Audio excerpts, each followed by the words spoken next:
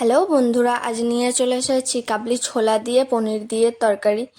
তো প্রথমেই ছোলাগুলোকে ভিজাতে দিয়ে একটু সিদ্ধ করে নিলাম প্রেসারে।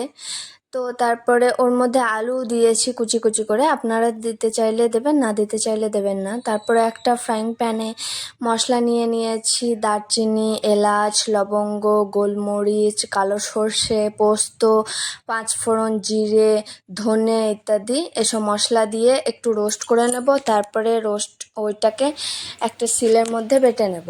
আপনারা চাইলে মিক্সিতেও বেটে নিতে পারেন। তো এটা গুঁড়ো হয়ে গেলে তারপর আমি পনিরগুলোকে পিস পিস করে কেটে নেব। আপনারা যেমন চাইবেন সেরকম পিস করতে পারেন, কেউ বড় কেউ ছোট। তো আমি মাঝারি সাইজেরই করেছি।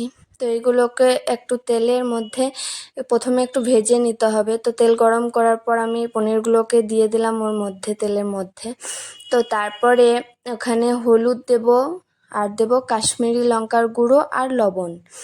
এইগুলো দিয়ে একটু লাল লাল করে ভেজে নিয়ে তুলে নিতে হবে একটা পাত্রে। তারপরে যে মশলাটা রোস্ট করা হয়েছে ওটা শিলের মধ্যে গুঁড়ো করে নিতে হবে। গুঁড়ো করার পরে আর এখানে আমি নিয়েছি পেঁয়াজ কুচি আর নিয়েছি টমেটো কুচি, যেগুলো এর মধ্যে লাগবে। আর নিয়েছি আদা, রসুন, জিরে, এগুলোকে বেটে নিতে হবে। তারপর কড়াইয়ে তেল দিয়ে আমি পাঁচফোড়ন, শুকনো লঙ্কা, তেজপাতা আর একটু চিনি দিয়ে দিলাম ফোড়নে।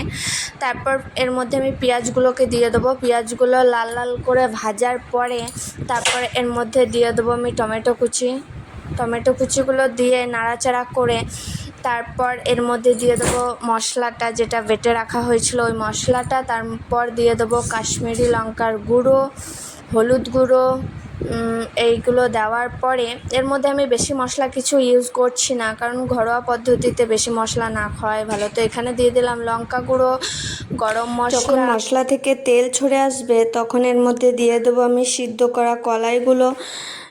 তারপর এর মধ্যে জল দিয়ে দেবো এবং রোস্ট করা যে মশলা গুঁড়োটা ছিল সেটা দিয়ে একটু ফুটে গেলে তার মধ্যে দিয়ে দেবো লবণ এবং এরপর দিয়ে দেবো আমি পনির ভাজাগুলো এবং একটু নাড়াচাড়া করেই নামিয়ে নিলে রেডি আমার পনির কাবলি ছোলার তরকারি।